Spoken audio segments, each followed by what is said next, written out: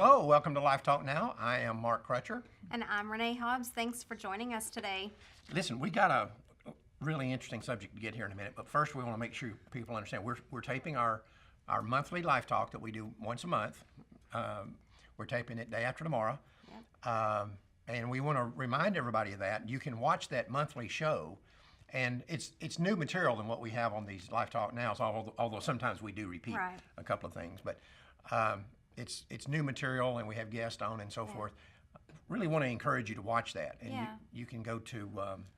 You can go to lifetalktv.com to subscribe. And for those that don't know, the show's about an hour, maybe a little bit over. And it's just a roundtable talk like here with Pastor Stephen Broden and then Mark and I. Right. And it is put out once it's finished editing and all of that good stuff. And you can subscribe for free if you want the DVD to put on your cable access station or have it in small groups. Right. It's something good for pro-life. A lot of pro-life people do that, leaders. You know, when we started out with Life Talk, a lot of the people that subscribed to it, most of the people that subscribed to it were just single viewers that watched it at home. Now the vast majority, as we know because we've done calls, the vast majority of the people that subscribe are using it for a monthly meeting. Yes, they do. It is their monthly meeting. This is how they get together in their local community. Right. And Life Talk is basically the way, as some of them have described it to me, it's how they're connected to the pro-life movement. Right. And lots of good material, lots of things that we talk about, and the guests that we have on are and we got some guests coming up this Thursday that are going to be pretty cool. So anyway, you want to think about that? Go to lifetalktv.com. You can watch it there for free, or if you want to get it on DVD, you can subscribe to it, and we don't charge for that either. We'll just send you a DVD every month. Or YouTube also. You can go to YouTube to watch it. And there's That's several places to go. Right. We want to also remind you that Life Dynamics is funded by you. If all the projects that we do, and we've got some neat projects that we're working on now, and some others that are kind of waiting. If you don't support them, if you don't fund them, then they don't happen. That's just the reality. We don't get millions and millions of dollars every day from the United States government like our enemies do. We have to survive off the donations of good people like you. So really want to encourage you to support Life Dynamics. You can donate here on the Facebook. Yep. There's a button down below or a link from YouTube if you watch this on YouTube. Right. And or you can go to our website, prolifeamerica.com or lifedynamics.com, or just call us here at the office. And but we really do need your financial support to do the projects that we're working on. And if before we start our show here, if you have any comments or questions that you'd like to have asked or answered or whatever, if you'll just post those below and we'll get to them. Yep, sure will. We've got, and this has been an ongoing problem, and I've talked to you about it ever since you've been here in the pro-life movement, of infighting within the pro-life movement. And there's some things going on right now, and you're never going to stop it. It's just the nature of human beings. Right. People fight, and they argue. And everybody, there are people that come along every once in a while in the pro-life movement that, for the most part, have sat on the sidelines for 40 years and done nothing. And then all of a sudden, they're the keeper of the flame. They know how everything should be done, and they've got the They come in with fresh new eyes, but they don't understand the old ways. And not only that, most of them have no experience at this. They don't know what they're doing, and they make some idiotic statements. And we've been through this before. We've been through this several times in the pro-life movement, and we're going through it again. And just over the last year or so, and maybe a couple of years, this, what I call the holier than thou, more pro-life than thou crowd, has been making some utterly outrageous statements. And just recently, they've made some more, and not necessarily directed at us, but just at the pro-life movement in general. Right. And just the other day, I heard somebody came to me with saying, "Hey, on Facebook, this guy's saying the following things," and it was pure idiocy. I mean, it's just pure 100% idiocy. That's the only thing you can describe it as.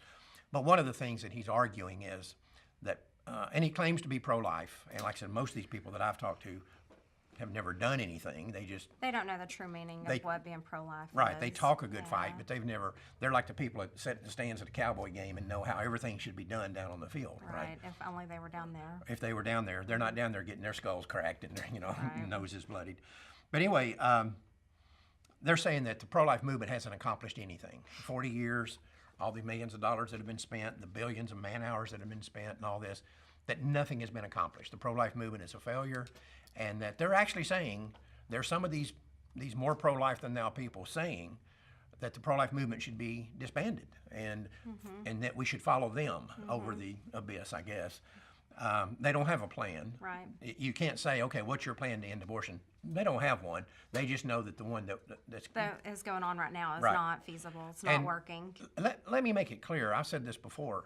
There are organizations, individuals, and we talk about them here, in the pro-life movement that do things that I don't think are necessarily all that effective, or maybe not effective at all. I've even seen pro-life groups do things that I thought were counterproductive.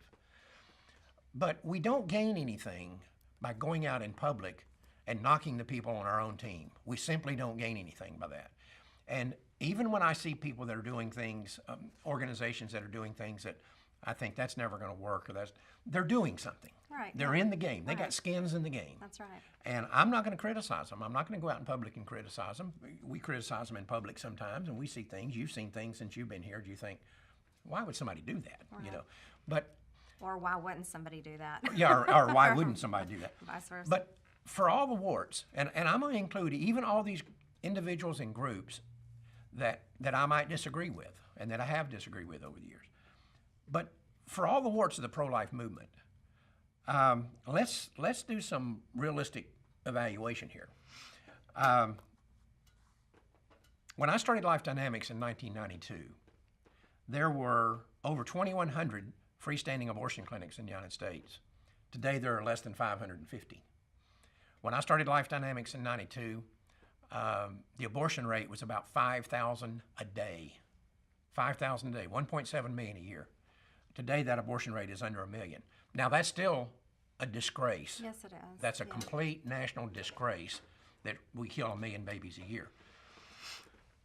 But don't tell me the pro-life movement hasn't accomplished anything. Do you believe, you tell me the truth, do you believe that reduction in the abortion rate would have happened had the pro-life movement not existed? No, it would have risen. Can anybody It be... would be like Russia. Yeah, that's right. No, we're going to get to that here in a minute. Could anybody possibly believe that the abortion industry was going to lower their numbers from 1.7 million down to less than 1 million? Absolutely not. And let me tell you something that we don't often think about. I'm going to tell you some of the, I wrote an article years ago basically about this subject called the George Bailey syndrome. George Bailey was the guy in It's a Wonderful Life who was the star. That was Jimmy Stewart. At the beginning of the movie, he was standing on a bridge about to commit suicide. Right. And Clarence the angel came along. And the reason he was going to commit suicide is he thought he hadn't accomplished anything with his life, and he'd messed things up, and his life didn't count for anything, and didn't matter. There was no hope. And Clarence, the angel, showed him how the world would be had he never existed, and all the people that he'd helped and things that he'd done. He didn't even think about. Right. Let's think about that from the pro-life movement standpoint. I'll tell you right now, and these are things that are not theory or conjecture. These are facts. These are absolute facts. If the pro-life movement had not existed, first off, the right to life of the unborn would never have even been discussed in the public, and there certainly wouldn't have been a shift that we're seeing right now toward the pro-life position. I was in this battle, and I've talked to you about this many times here, that you came into it later. I was in it long before we were winning, back when the polls were 70 to 80% pro-choice in America. Now it's switched, and it's more pro-life than pro-choice. Would that have happened without the pro-life movement? No. It just happened spontaneously? I'm going to tell you what else would be true. And this may sound a little far-fetched, but I promise you it's true. And right now, we've seen articles recently where the pro-aborts were talking about this. If it had not been for the pro-life movement, there'd be an abortion clinic or a Planned Parenthood facility in every mall in this country, and every strip shopping center would have one. Around the corner there would be There one. would be one on every corner. Every public school and university in this country would have either an on-site abortion clinic, or they'd have a contract with a local abortionist, every one of them. There would be no debate without the pro-life movement about whether taxpayers like me and you and I and the people watching this show were forced to pay for abortion. There'd be no debate about that. We'd have been forced to pay for them since day one. And other things. Without the pro-life movement, I think it's very likely that we wouldn't see the faces, let's just use for an example, of children with Down syndrome. These beautiful little children that have Down syndrome. We wouldn't be seeing them anymore. Not because Down syndrome had been wiped out or a cure was found, but because we'd have killed them in the womb. The solution to any unplanned pregnancy and any pregnancy that produced a baby that was less than perfect, the automatic default position would be abortion without the pro-life movement. And we are all less than perfect, by the way. We all are. Every single one of Well, us. most of y'all. Maybe not, maybe not me, right. Right. But anyway, that's a fact. I mean, we're killing 97% of the babies with Down syndrome right now. Right. There's a special blood test. In a country with a strong pro-life movement. What would it have been like if there's no pro-life movement? And I'm telling you, we'd have been killing 100% of them. It wouldn't even be an argument. And I'll tell you what else there wouldn't be in America. What's that? No crisis pregnancy centers. There would be no alternatives for a woman who on her own decided, I don't want to have an abortion, but I need help. There would be no crisis pregnancy centers without the pro-life movement. Right. And this list goes on and on. Right. But the bottom line is that without the pro-life movement, I think America would now be a nation in which the killing of an unborn child would have no more moral significance than having a tooth pulled. I think that's where we'd be.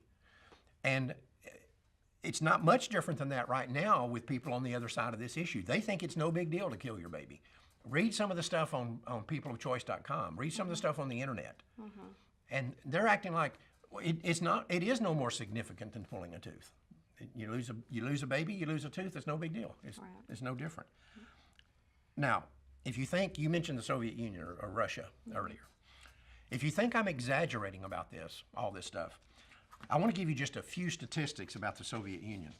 First off, the reason this is important for two reasons. First, the Soviet Union was the first industrialized nation on earth to legalize abortion.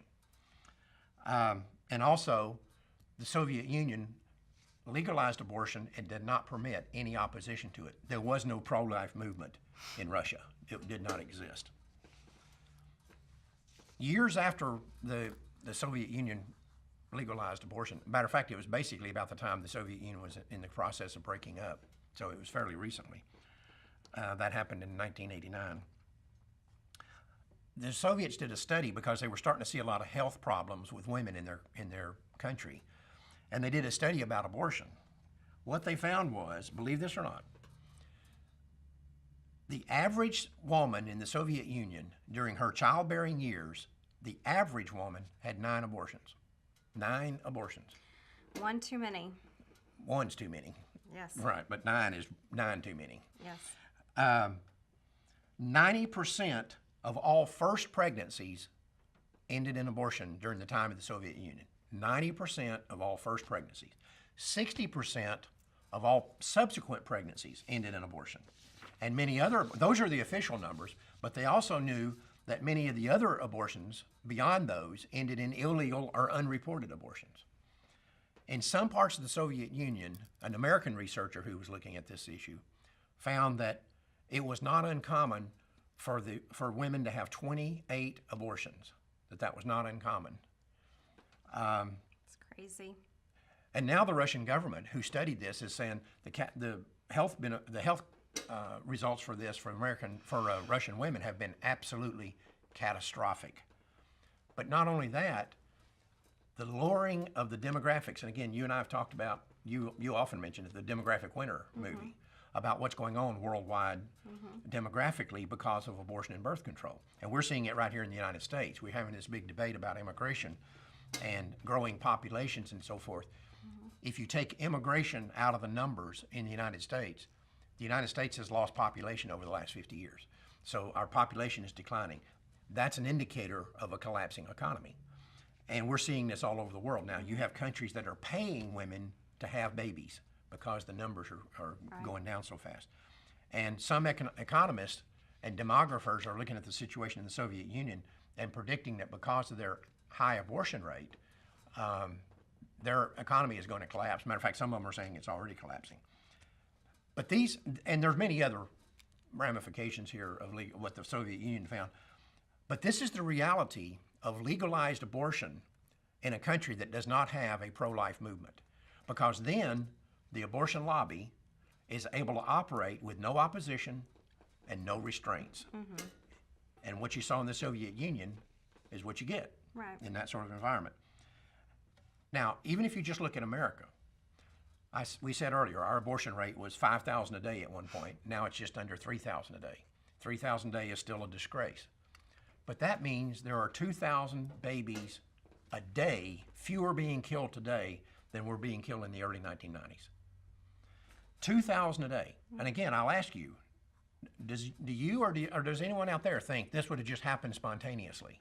That this was going to happen because the abortion industry was going to try to lower their numbers?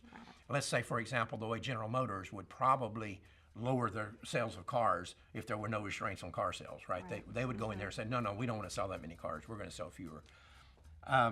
It's like I said, it's idiocy. But I heard this guy the other day, and you saw the deal, where he says the pro-life movement has accomplished nothing.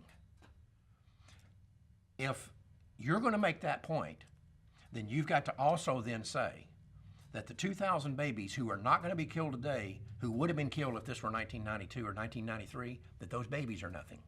Because if we've accomplished nothing, those babies would have been killed. And you're saying that they were nothing. So, again, this is pure idiocy. Right. Yeah. No. The laws that have been put into place is because of the pro-life movement. Right. And we are not an all or nothing. We would obviously like it to be an all That's and what we're- save every single one of That's them. what we're fighting for. But if we can save even Whatever we can say. whatever we can save is Right. what we're trying to do, what we're trying Right. to accomplish here until God says, you know what, we've had it, no more, we're done with this, abortion has ended. You know, if we're gonna take this all or nothing approach, and that's easy for us to do. That's easy for, and like these people that are criticizing the pro-life movement, them to say all or nothing, because they're not the ones who might be killed, Yeah. right? Yeah, right. They're not the ones who's next on the chopping block. So it's easy for them to say, we're going to take this all or nothing rather than all or something Right. approach. But do we criticize, for example, sidewalk counselors? Absolutely not. Well, when a sidewalk counselor walks onto the sidewalk, and we're going to have one of the more successful ones in the country on our show Thursday. Mm-hmm. Her group has saved in excess of 2,000 babies that they can count, Yes. right? Right. Over the years, it's been over many, many years, but I didn't mean they did it last week or anything, but they've done it over many years. She'll be the first to tell you that when you walk out on that sidewalk, you know you're only going to save one out of a very small number. It's going to be a very small percentage. Well, yeah, because she has a very small window of time to talk to them. So Right, from the there's time they get out of the car till they get to the door, Yeah.